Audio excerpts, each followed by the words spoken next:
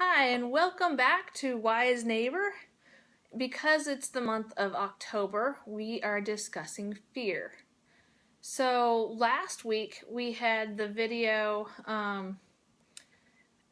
Kansas City Candace, and Kansas City Candace did not like chairs.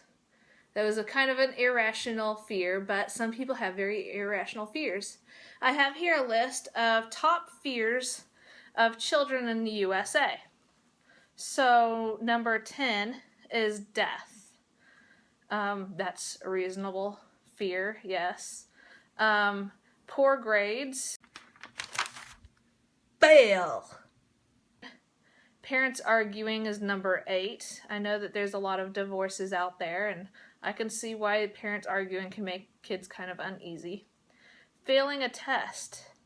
I remember that was a really, really big fear of mine when I was a kid. In fact, I would sometimes lose sleep, not over the small tests like spelling words, but more like if I knew I was failing a grade, and then I knew that, just this adding to it would push me deeper into failing. That became a pretty big fear. Falling from high places. Earthquakes. That is probably a regional thing. That's number 4.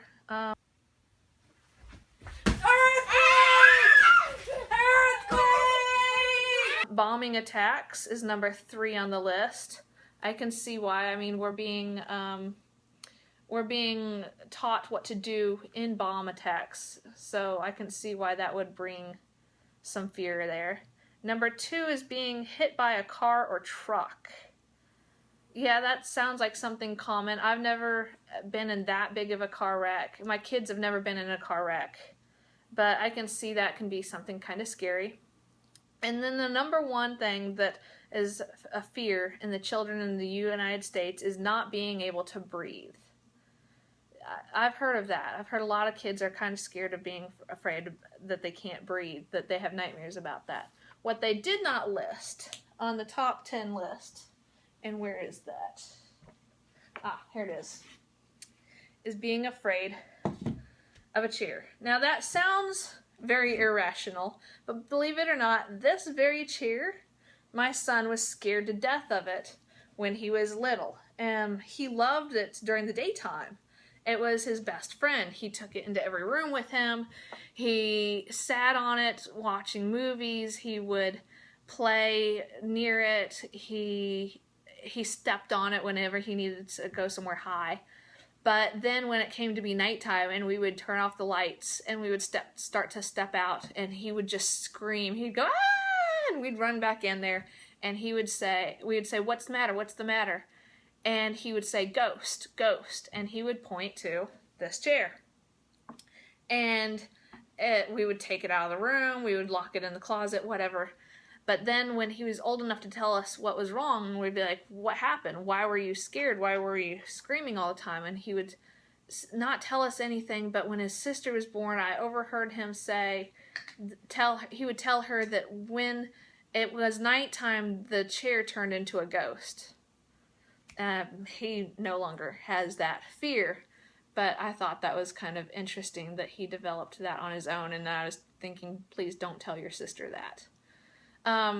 Okay, so if you ever notice, this is the one thing I always tell my kids, because they do watch not scary movies, but the kids' scary movies, the Disney scary movies.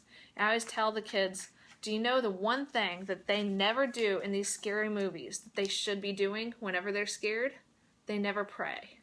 If they prayed, there would be no movie, because God would take care of them and everything would be fine. And so that's why you don't see praying in scary movies. But I have here, if you look up in the Bible, the word fear and see all the Bible verses that come up with fear, there is lots and lots and lots. But my favorite is Matthew 10:28, and do not fear those who can harm the body but cannot kill a soul. Rather fear him who can destroy both soul and the body in hell. So it's basically saying that people can do whatever, but you're still going to go to heaven. I don't know why, but that always brought comfort to me, that God has ultimate control, and it's not about what's on earth. It's about what happens when you die. It's all about that. So things to think about, and see you next week when we talk more about fear. Be sure to like this. If you like it, then I know, hey, I've got a thumbs up. You'll see the thumbs up or the thumbs down. Be sure and like this so that I know that you like it. Be sure to comment. Let me know what you're thinking. Do you agree with what I say? Is there something that you're afraid of? Is there something you'd like me to talk about next week?